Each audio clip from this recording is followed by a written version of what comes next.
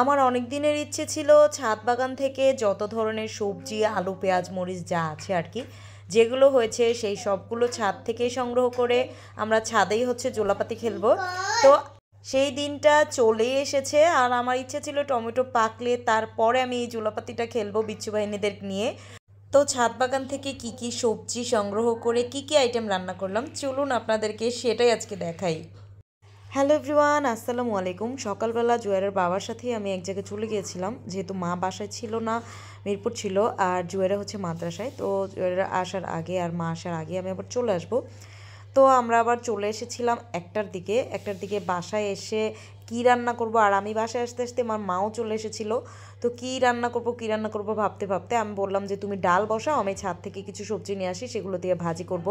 তো ফুলকপি ছিল ঘরে, মা ফুলকপি কেটে রেখেছে, আর আমি হচ্ছে এই যে আমার ছাদের বাগানে খুব সুন্দর সিম হয়েছে, এই সিমগুলো দিয়ে, আর হচ্ছে বরবটি হয়েছে, বরবটিগুলো আবার অনেক বড় হয়ে গেছে, এগুলো না পারলে আবার এটা পেকে যাবে। তো আমি ভাবলাম যে বরবটিগুলো কয়েকটা পেরে নিয়ে আসি, আর এই সিমগুলো মাশাল্লাহ অনেক বড় হয়ে গিয়েছিল, আর এই সিমগুলো পেরে নিয়ে গেলাম। আর মাকে বলেছি তুমি ফুলকপি আর পেঁয়াজ তো আমার বক্সে কাটাই আছে, কোনো ঝামেলা নেই, ফুলকপি কেটে রাখো। তো মা ফুলকপি কেটে দিয়েছে, আর আমি হচ্ছে এই সিমগুলো আর এই বরবটিগুলো পেরে, জাবের আবার আমার সাথে ছাদে এসেছে। জাবেরকে বলছিলাম যে জাবের ওই যে ওই ঝুড়িটা দাও। ও দেখুন, ও এই সোয়েটারটা মানে হলুদ কালারের এই সোয়েটারটা ওর এত বেশি পছন্দ, গরম এসে গেছে তাও প্রতিদিন ও এই সোয়েটারটা পরবে, মানে প্রতিদিন। আমি ওয়াশিং মেশিনে দিয়ে ধুয়ে যদি শুকাই, মানে 10 থেকে 20 মিনিটের ভিতরেই শুকিয়ে যায়, কারণ ওয়াশিং মেশিনের ভিতর থেকে কিন্তু জামা কাপড় মানে একদম 90% শুকিয়েই আসে। তো আমি আবার শুকালে ও ওই ভিজাটাকেই পরা শুরু করে দেয়, এত বেশি ফেভারেট ওর হচ্ছে এই হলুদ সোয়েটারটা। তো এই যে দেখুন আমার গাছের বরবটিগুলো মাশাল্লাহ অনেক বড় বড় হয়েছে, আর আমার এই বরবটিটা অনেক বেশি পছন্দের, কারণ আমার এই বরবটিটা খেতে অনেক বেশি মজা লাগে। সাদা যে বরবটি থাকে ওইটা ওইটা ভিতর দিয়ে ফুকাস থাকে, এজন্য ওইটা বেশি ভালো লাগে না। তারপর এই যে একটা গাজর উঠালাম, গাজরটা ওঠানোর পর আমি পুরো অবাক, এত সুন্দর মাশাল্লাহ একটা গাজর হয়েছে। আসলে আল্লাহর সৃষ্টি সবই সুন্দর, মনে হচ্ছিল যেন যমজ গাজর, কারণ আমারও যেহেতু যমজ বাচ্চা আছে, তো আমার খেতেও যমজ গাজর হবে এটা কোনো ব্যাপার না। তো এখানে ফুলকপি দিয়ে আর বরবটি আর সিম দিয়ে ডিম দিয়ে আমি ভাজি করেছিলাম, আর ভাজিটা মাশাআল্লাহ অনেক মজা হয়েছিল। আর মা হচ্ছে তার ছেলের বউয়ের বাসা থেকে মুরগির তরকারি আর হচ্ছে ইলিশ মাছের তরকারি এগুলো নিয়ে এসেছিল। তো প্রথমে হচ্ছে আমি জারিফ আর জাবেরকে ভাত খাইয়ে দিচ্ছি, ভাত নিয়ে দুইটাকে তিতি তিতি করে ডাকছি, ওরা ওই যে ওখানে আমার মায়ের সিঁড়িতে পিছলা খাচ্ছে। তো জাবের দৌড়ে চলে আসলো, কি দিয়ে মেখেছো ভাত, এরকম করে ওদেরকে ভাত খাইয়ে আমি ভাত নিয়ে নিয়েছি এই যে ইলিশ মাছের ভুনা, আর আমার ল্যাচটা অনেক বেশি পছন্দ, আর নিয়েছি সবজি ভাজি আর এই যে মুরগির তরকারি। আর আমি জুয়ারের বাবার জন্য আবার ফ্রাই করেছি 2-3টা, যেহেতু ডাল আর সবজি ভাজি এর জন্য আবার ফ্রাই করেছি, ও মুরগি খাবে না। তো আমি এক থাল ভাত দিয়ে দিলাম। মা হচ্ছে শুটকি তরকারি রান্না করেছে, এটা জুয়ের বাবা খায় না। ইলিশ মাছের লেজ আর মাথা আছে, এই দুইটার থেকে একটা জুয়ের বাবা খায় না, টুকরা হলে খায়, এজন্য ওর জন্য ফ্রাই করলাম। তারপর বিকেলবেলা চলে গিয়েছিলাম আবার একটু বাগানে, কিছু ফুলের বীজ সংগ্রহ করলাম, আগামী বছর যেন আবার বুনতে পারি। আল্লাহ যদি এই বাসায় রাখে তাহলে এখানেই বুনবো, আর আল্লাহ যদি আমার শ্বশুরবাড়িতে নেয়, বাড়িঘর হয়ে যায় 1 বছরের ভিতরে, তাহলে আমার শ্বশুরবাড়িতেই ছাদের উপরে বুনবো।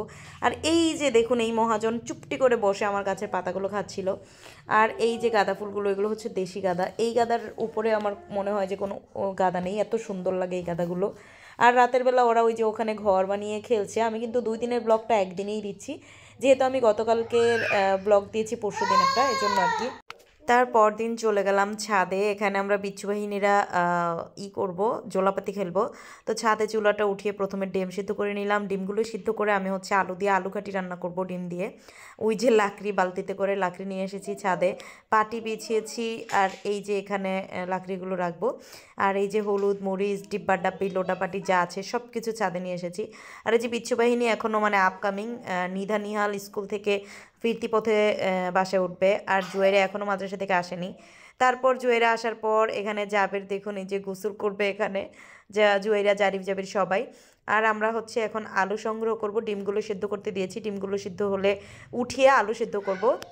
এই দিনটার জন্য আমি এতদিন অপেক্ষা করছিলাম যে কবে আমি ছাদে জোলাপাতি খেলবো। আর এমন একটা দিন আসলো যে দিনে আমি জোলাপাতি খেললাম, সেদিন সকাল থেকে শুরু করে রাত 12টা পর্যন্ত কারেন্ট নেই।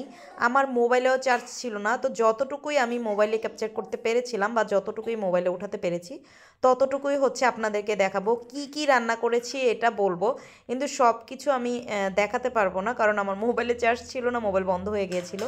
তো এখানে আমি আলু তুলে নিচ্ছি। মাশাল্লাহ, এই আলুগুলো হচ্ছে মেইন কথা হচ্ছে মাটি যদি ভালো থাকে, মানে মিডিয়াটা যদি ভালো থাকে, তাহলে আপনি যা বুনবেন তাই হবে। আমি আলু যখন রান্নার জন্য নিচ্ছিলাম তখন একটুখানি চিমটি দিয়ে দিয়ে একটুখানি আলুর যে গেরা থাকে ওই রকম রেখে আমি জাস্ট লাগিয়ে দিয়েছিলাম। পরে চাচি আবার বলছিল যে কি করবে এগুলো, আমি বললাম যে ছাদে বুনবো। তো চাচি আমাকে খটখটি চিনেন, খটখটি যেটা দিয়ে ওই যে চুলায় রান্না করলে একটা লাঠি দিয়ে নাড়াচাড়া করে না, লাকড়ির চুলায় জাল টাল ধাক্কা দেয় না, ওই খটখটি দিয়ে আমাকে মারতে আসছে যে খাচ্চরের বাচ্চা, এরকম করে তো পালি নেই, লাগাইবা তো লাগাইবা, তো এতটুক লাগাইবাকে, ভালো করে লাগাও, যদি এতটুক লাগাও তাহলে কি স্বাস্থ্যবান হবে? এখন এই চাচিকে আলুগুলো দেখিয়ে বলতে হবে যে দেখেন আপনার মার চেয়েও মোটা মোটা হয়েছে। তো মাশাল্লাহ আলুগুলো খুবই সুন্দর হয়েছে। তো এই ক্যারেটের আলুগুলো হচ্ছে আমি একদম ছোট ছোট বুনেছিলাম, মানে একদম একটুখানি। আর অন্য যে ক্যারেট ওইটাতে একদম পুরো একটা আলুকে 4 টুকরা করে ওই 4 টুকরাই বুনে দিয়েছিলাম। ওই ক্যারেটের আলুগুলো কীরকম হয় সেইটাও আপনাদেরকে দেখাবো, যেহেতু ওইটা আমি দেরিতে বুনেছিলাম, এমন অনেক পরে বুনেছিলাম, এই জন্য ওইটা আমি পরেই উঠাবো। আর এই ক্যারেটেরগুলো আগে বুনেছিলাম, এই জন্য এটা আগে উঠালাম। আর এই যে ডিমগুলো সেদ্ধ হয়ে গেছে, আমি ডিমগুলোকে খুব ভালোভাবে ধুয়ে তারপরে দিয়েছিলাম যেন আমি আলুটাও সেদ্ধ করতে পারি। তারপরে আলুটা সেদ্ধ করে নিব, ফুটন্ত গরম পানিতে আলু দিয়ে দিলাম। আর বুঝলাম না, এই আলুটা আমার 10 মিনিটও লাগেনি, এত আস্তে আস্তে আলু দিলাম এত বড় বড়, তাও সেদ্ধ হয়ে গেল। তো গাছ থেকে আমি পাকা টমেটো পেড়ে নিচ্ছি, এটা হচ্ছে আলু ঘাটিতে দিব। আর এই যে আমার কাঁচামরিচ গাছ থেকে আমি কাঁচামরিচ পেড়ে নিচ্ছি।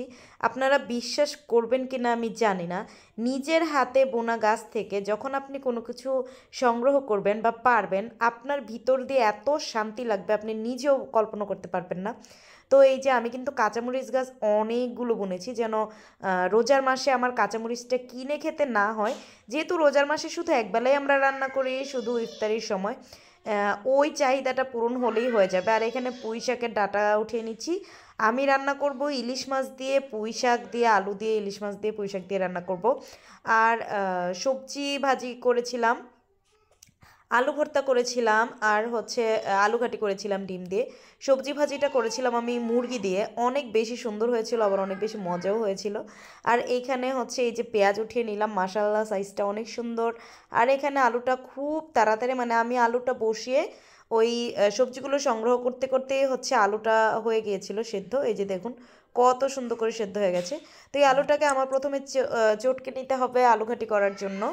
আর আলু দিয়ে ডিম দিয়ে আলু ঘাটি করলে খুবই মজা লাগে, এটা রুই মাছ দিয়েও করা যায় বা বড় মাছ দিয়ে করা যায়।